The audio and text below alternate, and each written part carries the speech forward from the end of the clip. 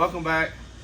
We're just going to give y'all a little quick update about what's been going on this week here at the shop. We got this little 72 Chevelle in earlier. Customer said that battery got hot on him one time by the gauge. The gauge showed it was running hot, and so he just parked it. It's been setting. Battery's gone dead. Mainly it's just here to get running and driving. And a while back he had some issues with this, and we just put a small electric pump on it. What had happened is we changed the camshaft out. It was a billet steel camshaft. We could not get at the time the correct fuel pump shaft for the camshaft, so we put a small electric pump on it. While it's been here, we've reversed all of that, put it back together with the mechanical pump, but we went ahead and put a new pump on it. And for whatever reason, the new pump was putting out 17 psi, and that carburetor is not designed for that. So we ordered a new pump, and both of these pumps were advertised as like 4 to 6, 7 psi pumps. The second new pump also put out 16, 17 psi. So what we did, we just came in to verify that what was really going on, and we just put a small, cheap regulator. This is something that you might do like in a hotel parking lot if you're out of town at a car show. Just something to kind of quickly solve the issue. We put a pressure gauge on it in line so that we can verify and monitor what's going on. And the customer's decided we're going to leave it like that for now. He's going to start driving the car this summer. Make sure all that stuff keeps working and does what it's supposed to do. And then we may come back this next winter and make some major changes to the car. So we've done that. We also noticed that when we got it back together, that the gauge in the dash, the temperature gauge, was reading hot, like the car was running hot. So we started researching that issue. We changed out the sender in the head. Did not resolve the problem. The gauge is functioning, but it's just reading way too high. We do know for a fact that our electric fans are coming on at the designated temperature. I think it's 195.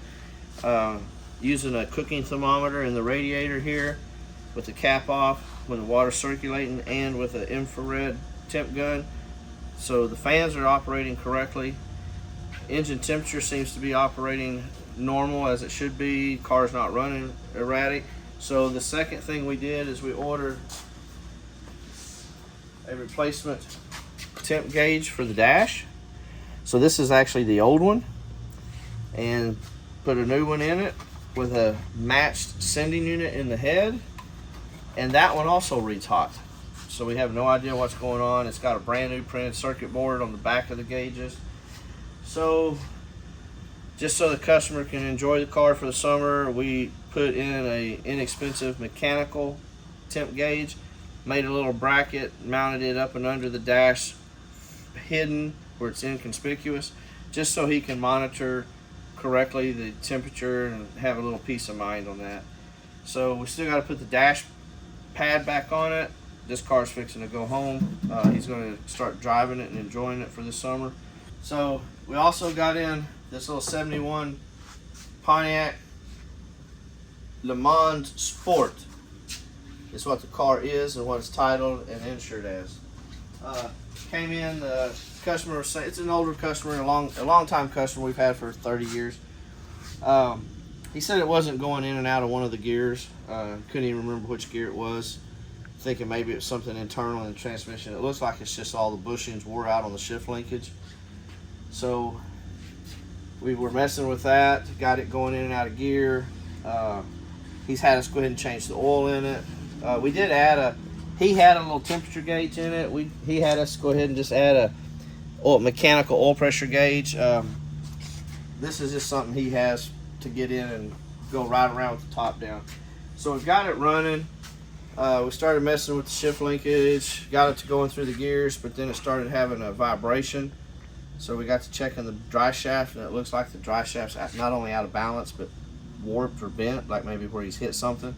So we currently have the dry shaft out of the car. It's up getting checked for straightness. They're going to put new U-joints in it, put a new yoke on it. if it's not straight, they're just going to go ahead and build us a brand new dry shaft. So that's kind of just what we are here on this one. Is just a little in and out, touch up,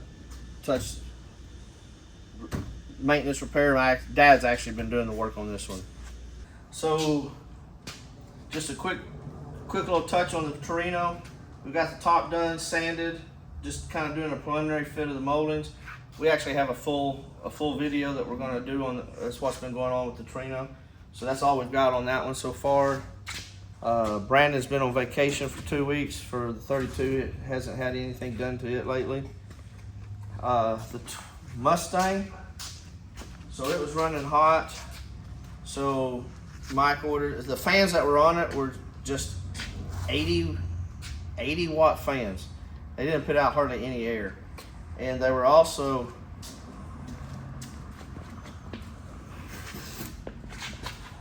labeled as 12-inch fans.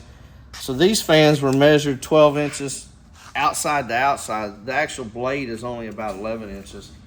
And they're just 80 watts. So what we've done is we put some new true 12-inch fans. These are the Meridyne fans. They measure 12 inches at the blade. And you can see how much larger the motor rod is. These are 225 watt fans each. So they will, on something like that, you will be required to run a 70 amp relay. So we've got those on, they're working. We're getting ready to start messing with the Phytech, see what we can get to do with that, get it drivable. That's where we are on that one. The C10, which we also have a full video coming up on, but you can see right quick that we've got the firewall is all done and painted, and we are starting to actually put it back together. The steering column's in, linkage is in, so that's kind of where we are currently on that. So here we are on the 37. I think in one of the earlier videos you saw some of the body work that was going on. We had some paint repair, some warranty work.